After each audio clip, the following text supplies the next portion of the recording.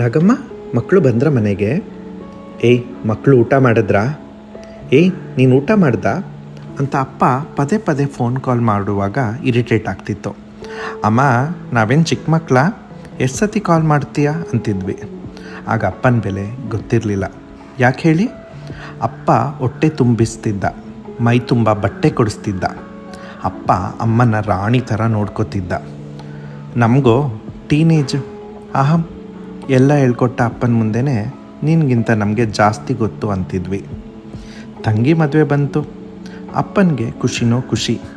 ಮಗಳ ಮದುವೆ ಹಾಗೆ ಮಾಡಬೇಕು, ಹೀಗೆ ಮಾಡಬೇಕು, ನನ್ನ ಮಕ್ಕಳು ಚೆನ್ನಾಗಿರಬೇಕು ಅಂತ.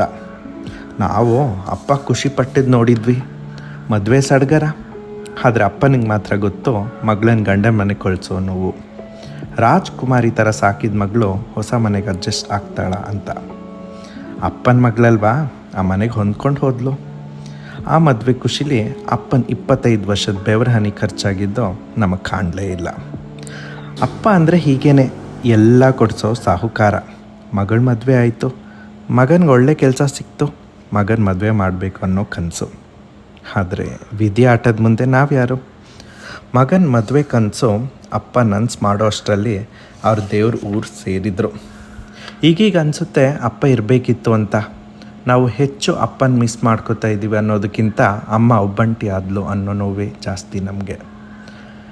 ಅಪ್ಪ ಇಲ್ಲದೆ ಜೀವನ ಹೇಗೆ ಅಂದ್ಕೊಂಡವನು ಇವತ್ತು ಅಪ್ಪನ ಜವಾಬ್ದಾರಿ ತಗೊಂಡಿದ್ದೀನಿ.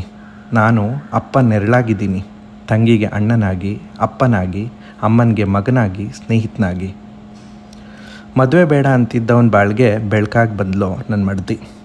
ನನ್ನ ಮನೆ ನಂದಗೋಕುಲ ಮಾಡಲಿಕ್ಕೆ ದೇವ್ರ ಪುಟ್ಟ ಕೃಷ್ಣೇಂದ್ರ ಕೊಟ್ಟಿದ್ದಾನೆ. ಅಪ್ಪ, ನೀನು ನಮ್ಮ ಬೆಳಕು, ಶಕ್ತಿ. ನೀನು ಕಟ್ಟಿದ ಮನೆ ನಾವು ತುಂಬಿದ ಮನೆ ಮಾಡ್ತೀವಿ. ನಿನ್ನ ಪ್ರೀತಿ ಆಶೀರ್ವಾದ ನಮ್ಮ ಮೇಲೆ ಸದಾ ಇರಲಿ. ಲವ್ ಯು ಅಪ್ಪ. ಇಂತಿ ನಿನ್ನ ಪ್ರೀತಿಯ ಮಕ್ಕಳು.